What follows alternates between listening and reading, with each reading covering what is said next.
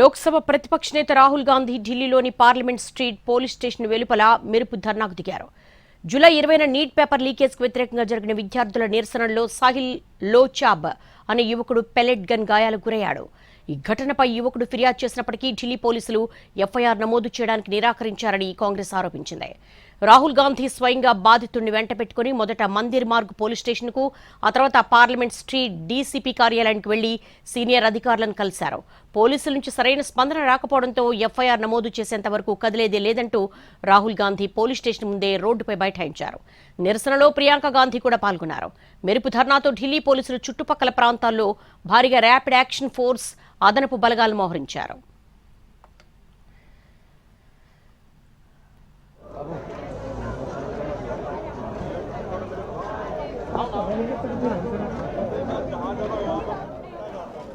మరింత సమాచారాన్ని ఢిల్లీ నుంచి మా ప్రతినిధి రాజు అందిస్తారు.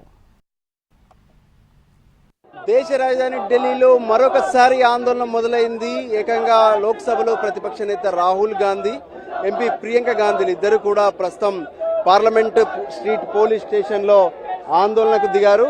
ఎవరైతే సరిగ్గా నెల రోజుల క్రితం అంటే జూలై 20వ తేదీన కాక్రోచ్ జనతా పార్టీ ఆధ్వర్యంలో జరిగినటువంటి ఆందోళనలో ఏ విధంగానైతే అక్కడ యువత పైన, విద్యార్థుల పైన పోలీసులు లాఠీ చార్జ్, టియర్ గ్యాస్ తో పాటు పెల్లెట్ గన్స్ కూడా ఉపయోగించారు. సో ఈ విషయంలో ఖచ్చితంగా ఎఫ్ఐఆర్ నమోదు చేయాలంటూ రాహుల్ గాంధీ ఇక్కడికి చేరుకున్నారు. సో ఈ పరిస్థితుల్లో ఇక్కడికి రాహుల్ గాంధీ ఆయనతో పాటు ప్రియాంక గాంధీలు లోపల పోలీసులతో మాట్లాడడం, అక్కడ బైఠాయిస్తే బయట భారీగా యూత్ కాంగ్రెస్ నేతలు కూడా ఇక్కడ బైఠాయించిన పరిస్థితి మనకు స్పష్టంగా కనిపిస్తుంది. ప్రస్తుతం చూడొచ్చు ఏ విధంగానైతే ఇక్కడికి చేరుకొని పెద్ద ఎత్తున ప్రతి ఒక్కరూ ఆందోళన చేస్తున్నటువంటి పరిస్థితి మనకు స్పష్టంగా కనిపిస్తూనే ఉంది. అయితే అందరూ చేసినటువంటి డిమాండ్ ఒకటే, ఇప్పటి వరకు ఏ విధంగానైతే రాహుల్ గాంధీ తను డిమాండ్ చేసినట్లుగా పెల్లెట్ గన్స్ ఉపయోగించడానికి ఎవరు అనుమతులు ఇచ్చారు, సో ఈ విషయంలో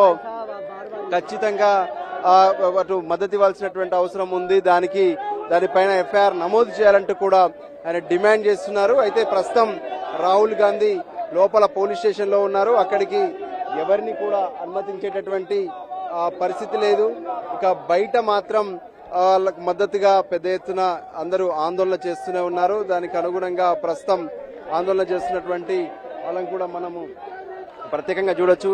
పోలీస్ స్టేషన్ లోకి మాత్రం ఎవరిని అనుమతించేటటువంటి పరిస్థితి కనిపించట్లేదు. మనం చూడొచ్చు పూర్తిగా పోలీస్ స్టేషన్ లోకి ఎవరు రాకుండా అడ్డుకుంటున్నారు. అయితే రాహుల్ గాంధీ, ప్రియాంక గాంధీలు మాత్రం ప్రస్తుతం లోపలే ఉన్నారు. సో ఈ పరిస్థితుల్లో వాళ్ళు చేస్తున్నటువంటి డిమాండ్స్ ఒకటే.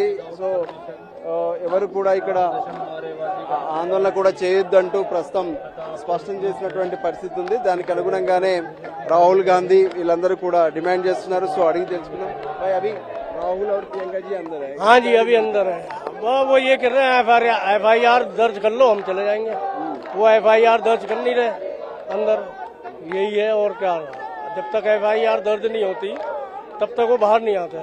भाग्यवान सीनियर నేతలు చెప్తుంది पुलिस के लोग भी अंधभक्त हो चुके हैं.